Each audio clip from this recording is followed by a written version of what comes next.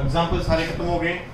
उसके बाद में एक्सरसाइज 6.1 का पहला क्वेश्चन का ए पार्ट ये दे रखा है। क्या कहता है, निम्न फलनों की सातत्य का परीक्षण कीजिए। ठीक है, तो f(x = x + 1/3 sin log x² कब होगा, जब x does not = 0। मतलब कहने का अर्थ ये है कि x का मान 0 के बराबर नहीं होगा तो ये फलन होगा, और x बराबर अगर 0 है तो फलन का मान क्या होगा, ये होगा। तो इसको सॉल्व करने के लिए पहले इसको ग्राफ में लिख लो थोड़ा सा। ये x = 0, अब कहता है x बराबर 0 के बराबर नहीं है, तब फलन क्या है, f(x = x 1 + 1/3 sin और log x², और पर्टिकुलर f(x0) बराबर क्या है, 0, और इसके अलावा f(x = क्या जाएगा, x और 1 + 1/3 sin और log x², ये वाला। मतलब कहने का अर्थ है x का मान 0 नहीं है, बाकी सब मानों पे क्या है, ये मान है, और पर्टिकुलर 0 पे मान क्या आपका फलन का मान। अब देखो ये 0 - h और ये पोर्शन 0 + h, तो x बराबर 0 पर कंटिन्यूअस एग्जाम करते हैं। तो सबसे पहले LHS लेते हैं, let and limit s tends to 0 और f 0 और -h, तो ये बन जाएगा लिमिट s टेंड्स टू 0 और 0 - h कहाँ रखोगे, इसमें, तो ये बन जाएगा आपके पास में 0 - h और 1 + 1/3 sin और log और 0 - h का होल स्क्वायर, और ये अब इसको सोल्व करो तो ये बन लिमिट s टेंड्स टू 0 और -h, ये बन जाएगा 1 + 1/3 sin और log और -h का होल स्क्वायर करोगे तो h²। अब लिमिट का मान रख दो, -0 मतलब 0, और उसके बाद 1 + 1/3 और sin और log, और ये क्या जाएगा, 0 का स्क्वायर मतलब 0। अब अच्छी तरह जानते हैं log 0 का मान कितना होता है, e बेस हो, log 0 का मान -∞ होता है, log e बेस 1 का मान कितना होता है, 0 होता है। ये दो मान जरूर याद रखना, log e बेस 0 का मान -∞, log e बेस 1 का मान कितना होता है, 0। अब यहाँ पे अपने पास क्या दे रखा है, log 0 का मान ∞, तो ये आ जाएगा 0, और उसके बाद में 1 + 1/3, और ये बन जाएगा sin log 0 का मान sin -∞। तो ये कैलकुलेशन करने के बाद में आएगा 0 और क्रॉस 1 + 1/3। अब जानते हैं sin -∞ हो चाहे +∞ हो, तो उसका मान कितना हो सकता है, इसका मान -1 व 1 के मध्य परिमित मान होगा, फाइनाइट वैल्यू होगी, किसके बीच में, -1 और 1 के बीच में। तो अब वो जो कुछ भी हो और वो इस 1/3 से मल्टीपल होगी, 1 से जुड़ेगा और वो 0 से मल्टीपल होगा, तो ये पूरे को क्या कर देगा, 0। फिर उसके बाद में RHL राइट हैंड लिमिट, तो वो क्या बन जाएगा, लिमिट s टेंड्स टू 0 और f 0 + h, तो ये क्या आ जाएगा, limit s tends to 0 + h, इस पे रखोगे तो क्या आ जाएगा, 0 + h, ऐसा कैसा, 1 + 1/3 sin और log, और ये क्या आ जाएगा, h², limit s tends to 0 h और 1 + 1/3 sin और log h², that implies ये क्या आ जाएगा, 0 और 1 + 1/3 sin और log 0, तो ये बन जाएगा RHL = 0 क्रॉस 1 + 1/3 और log sin, वही log 0 का मान -∞, तो sin -∞। अब इसका मान क्या होता है, 0 क्रॉस 1 + 1/3, इसका मान आता है -1 व 1 के मध्य कोई परिमित मान, ठीक है, क्योंकि साइन इनफाइनाइट हो, -∞ हो +∞, साइन का ज्यादा से ज्यादा मान 1 आ सकता है, कम से कम -1 आता है, इसके बीच में कोई फाइनाइट वैल्यू आता है। अब वो इसके साथ मल्टीपल होगी, वो इसके साथ जुड़ेगी, और फिर 0 से मल्टीपल होगी तो ये पूरा 0 बन जाएगा। LHL का मान का पता चल गया, RHL का मान का पता चल गया। अब क्या करो, F0 कौन सा F, x का मान 0 होता है, F0 का मान कितना है 0।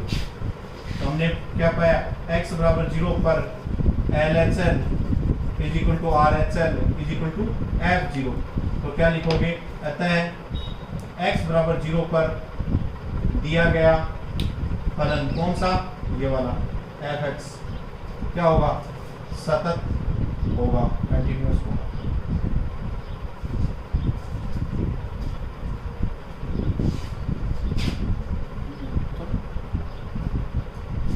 अगला B, A portion complete, B देखो।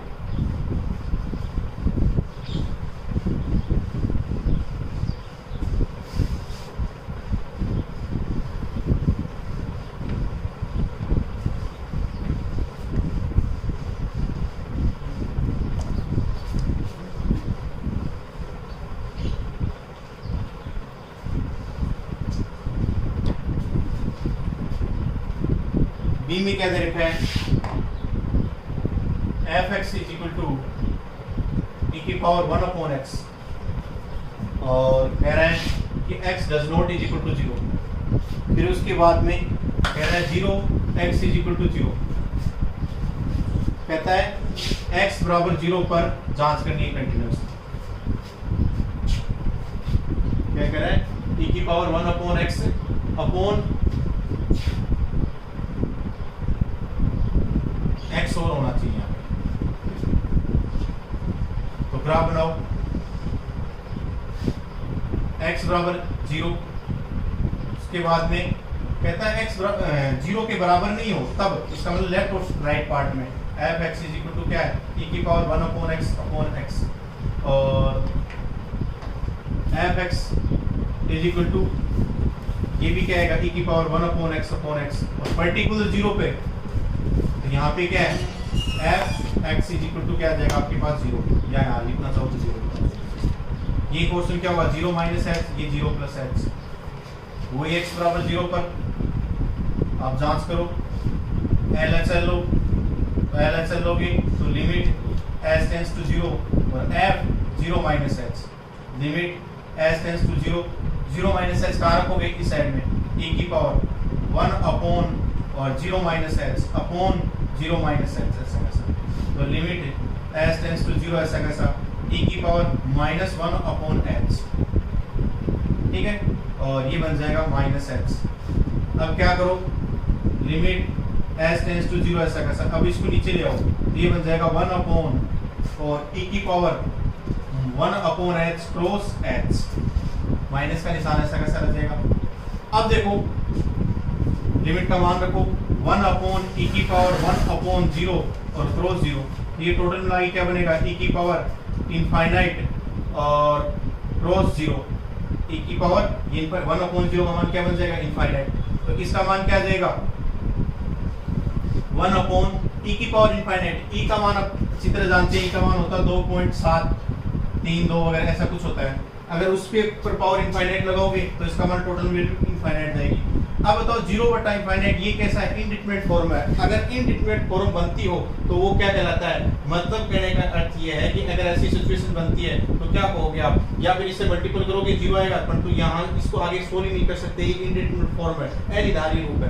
तो ऐसी सिचुएशन के अंदर क्या कहोगे कि ऐसा है, x बराबर 0 पर फलन f(x) की कौन सी LHL विद्यमान ही नहीं है। अगर कोई भी LHL हो चाहे RHL हो, अगर विद्यमान अगर नहीं हो रही हो, x इज इक्वल टू 0 पर फलन f(x) का LHL विद्यमान ही नहीं है। अगर विद्यमान ही नहीं हो या तो क्या कहोगे, आपको RHL निकालने की जरूरत ही नहीं होगी। RHL निकालने की मतलब कहने का लेफ्ट लिमिट और राइट लिमिट चेक करने की जरूरत ही नहीं होगी, क्योंकि LHL विद्यमान नहीं है तो RHL विद्यमान होगी तो भी कोई बड़ी बात नहीं है, इसलिए आपको लेफ्ट लिमिट और राइट लिमिट निकालने की जरूरत नहीं है। LHL विद्यमान नहीं है तो अतः क्या लिख सकते हो, कहते हैं x बराबर 0 पर दिया गया फलन f(x) क्या होगा? सातत्य नहीं होगा, सतत नहीं होगा, मतलब अर्थात असतत।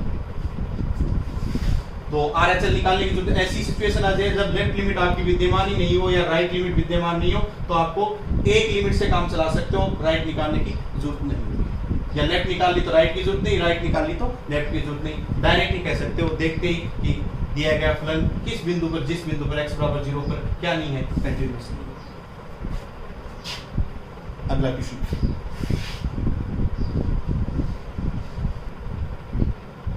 टेस्ट में सी क्या कहता है? f(x) इज इक्वल टू दे रखा है x less than equal to 3, मतलब x का मान 3 से छोटा है, 3 के बराबर है, तो आपके पास 1 प्लस x है, इसका फलन का मान, और x ग्रेटर देन 3, इसका मतलब x का मान 3 से बड़ा है, तो फलन का मान क्या है?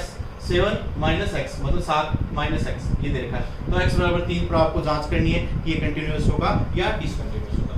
तो इसके लिए सबसे पहले x बराबर 3 लिखो, यहाँ पे इस साइड में आओगे 2 1 0 वगैरह ऐसे चलता रहेगा। अब कहता है x less than equal to 3, मतलब 3 पे बराबर पे और उससे छोटे के लिए फलन का मान क्या है? 1 प्लस x, और 3 से बड़े तो f(x) इज इक्वल टू क्या है? 7 माइनस 3 है, 7 माइनस x। अब देखो 3 यहाँ पे x बराबर, तो ये पोर्शन क्या होगा? 3 माइनस x, ये पोर्शन क्या होगा? 3 प्लस x, मतलब कहने का अर्थ है लेफ्ट लिमिट निकलेगी वो किस फलन से निकलेगी? इससे निकलेगी। राइट लिमिट निकलेगी वो किससे निकलेगी? इस वाले में, क्योंकि 3 प्रॉपर यहाँ पे है, उसके अलग राशि घटाओगे तो इस साइड में किससे जाओगे, थोड़ा सा अलग जोड़ दोगे तो आगे की साइड चले जाओगे। तो LHL लो x बराबर 3 पर LHL लेफ्ट हैंड लिमिट, तो क्या आ जाएगा? लिमिट as टेंड्स टू 0 और f और 3 माइनस x लेफ्ट लिमिट में, क्योंकि 3 पे निकालना है, 3 पे निकालना है तो 3 माइनस h, 0 पे निकालना तो 0 माइनस h, 2 पे निकालना तो 2 माइनस h, 4 पे निकालना तो 4 माइनस h, ठीक है। तो लिमिट और as tends to 0 3 minus h कहाँ रखोगे?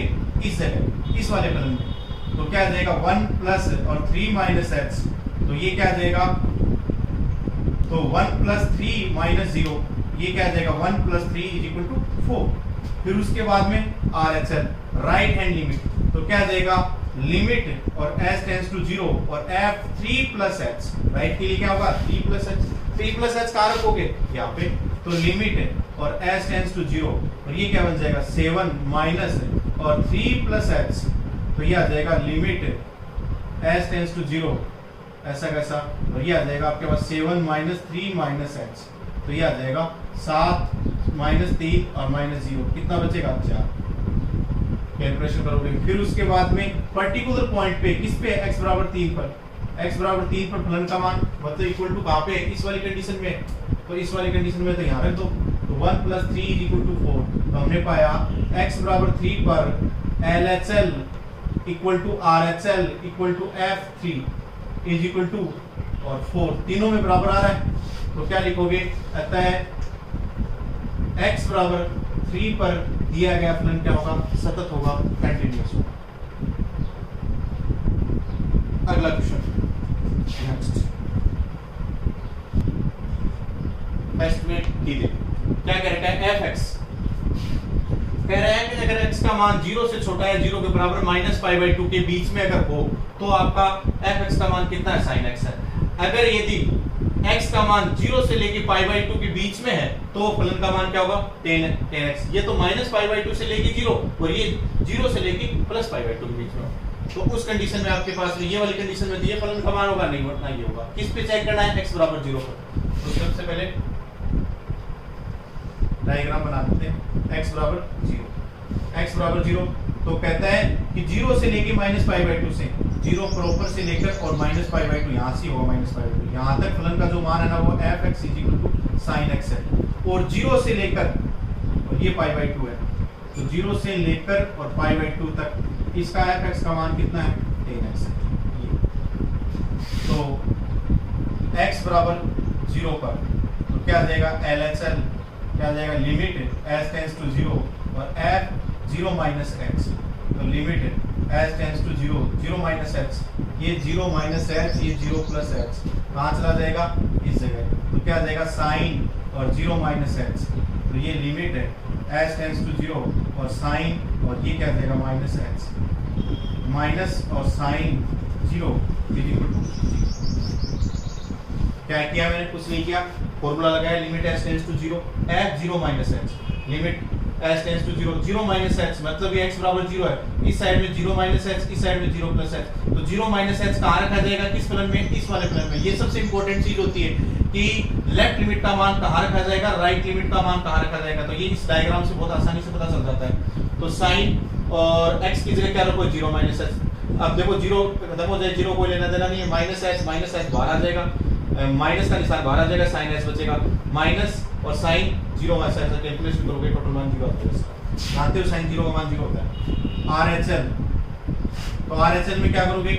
लिमिट s टेंड्स टू 0 और f 0 प्लस h, तो limit s tends to 0 0 plus h कहाँ रख दोगे? यहाँ पे 10 और 0 प्लस h, तो ये आ जाएगा लिमिट और s टेंड्स टू 0 10h, तो ये बन जाएगा 10 0 का मान क्या हो जाएगा? 0।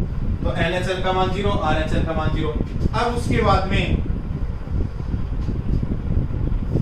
x बराबर 0, तो x बराबर 0 पे क्या आ जाएगा? f0 इज इक्वल टू और पर्टिकुलर इक्वल टू की ये कंडीशन है ना, तो साइन और 0 इज इक्वल टू क्या आ जाएगा? 0। तो पाया x बराबर 0 पर LHL is equal to RHL is equal to f0, तीनों बराबर है ना, लेफ्ट लिमिट, राइट लिमिट और पर्टिकुलर पॉइंट तीनों बराबर है। तो क्या लिखोगे? अतः x बराबर 0 पर दिया गया फलन क्या होगा? सतत होगा।